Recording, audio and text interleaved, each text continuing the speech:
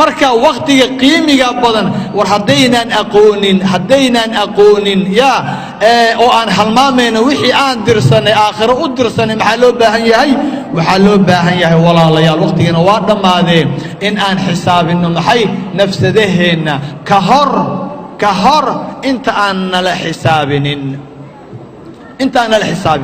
laba kelmo aan idin kala saaro waxaa la yidhi nafsadiina xisaabiya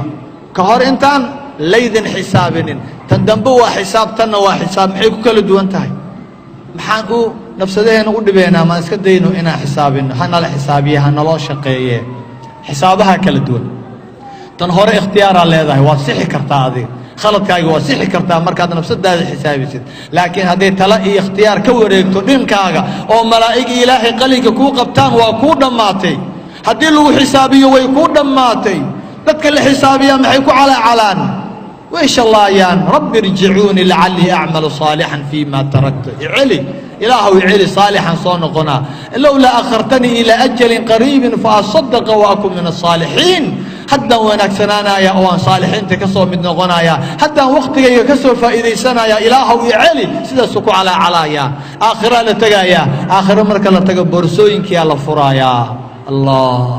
بورسooyinkii laynoo rarayaa la furayaa maalinka aakhiro ilaahay baa noo sheegaya axsaahu allahu wanasuuh mar allaala marka la furo cid kuu akhrinaysa addoonkii allah adoontii allah ma laha adigaa akhrisanaya iqra' kitaabaka kafaa binafsika alyawma calayka xasiibaa wixii aad halmaantay ee aad soo ridatay aad soo dirsatay waagii adduunka waa kuwan adiga iskale boorsooyinka magacaagii baa ku qoran adaa la yimide waa kana akhriso markaasuu akhrisanaya muxuu dhahayaa wuu yaabayaa insaankii waxaa ku qoran wax uu la yaabo maali waa kuu dhahaya maali hada alkitaabi laa yugaadiru sagiiratan walaa kabiiratan ilaa axsaaha waa maxay kitaabkan wax yar iyo wax weynba aanan ka tegin waa maxay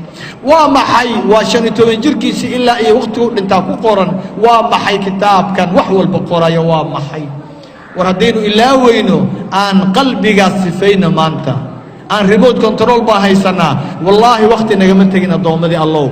waan dhameeyey raalli ahad haddaan ku dheereeyey waqti nagama tegin boorsooyinka 30 sano 40 sano aan raraynay ee aynan aqoonin waxa ku jira ee xagga aakhiro jira awood wuxuu haddana ilaahay kuu siiyey marba haddaad nooshahay gacantaadu remote control geliyey in aad hadda inaad qabatid